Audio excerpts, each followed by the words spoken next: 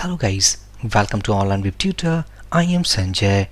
We are learning Laravel 8 framework tutorial. This is our part number 39. Inside this video, we are going to continue Query Builder, and inside this we'll see all about update, delete and truncate methods. In the last video, we had seen insert as well as update method. But inside this, we are going to use our advanced update function, or let's say method, something called update or insert. That method basically finds that if record exists, then it is going to update, or if record does not exist, then it is going to insert that data in that specific table. So let's get started about using this update, delete and truncate methods. So back to editor. This is our student controller, and here we have a blank method. So inside this, let's say db table, and inside this students table we are going to use a method called update or insert. Now this method will do, let's say in the first, means inside this method we are going to pass two arrays, the first array comma and second array. The first array, it basically specifies all about conditions, and in the second, all about the data. So when we specify, let's say that we want to update, let's say where emails equals to c@c.com. Back to editor, let's say email equals to c@c.com. So when we find that email, we want to update, let's say name, updated value of c, and next let's say that mobile number, we are going to update, let's say a dummy value. So update or insert, first it finds on the basis of this email ID.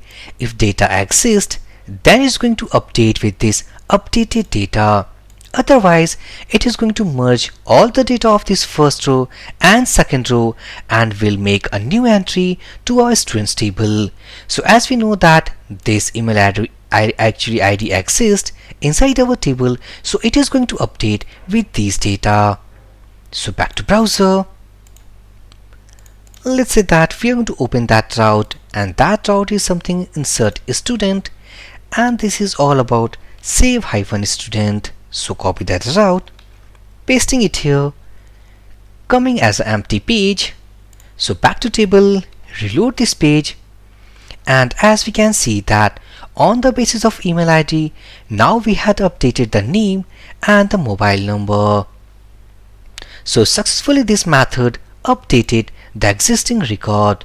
But in case, let's say we don't have this email d@d.com,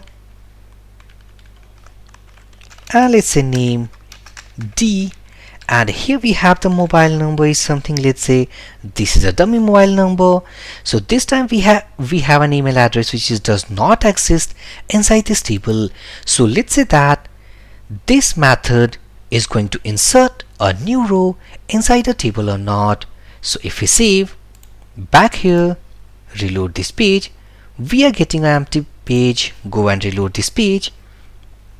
Now as we can see that if record does not exist, then that method has done a new insertion with a auto incremented ID equals to 507 inside students table. So this is the use of update or insert method. If record exists on the basis of condition, then it is going to update. If not exist, then it is going to insert with merging values like email, name and mobile. Means all these values of array 1 and array 2 will go and insert into our students table. Now next we need to discuss all about our delete method.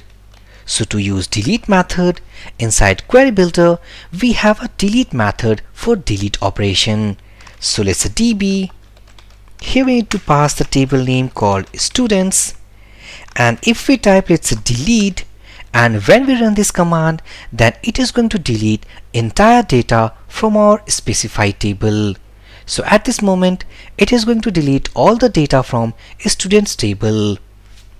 But in some cases, if we want to use some specific condition, then we can use the where method. So let's say id equals to back to table. So we want to delete this, let's say 506 id. So simply we need to pass id equals to 506. Now if we save these changes, back to browser, reload this page, blank page, go to table, and if we see, then 506 ID is now missing. It means we have removed that ID from students table. So here we have a question. Simply, when anyone asks from you that what is the basic difference between a truncate and delete, so just think about for 1 minute that what is the basic difference. Let me explain you. The delete method is going to delete a table data by the help of if we suppose specify any where condition, then on the basis of where condition it is going to delete that.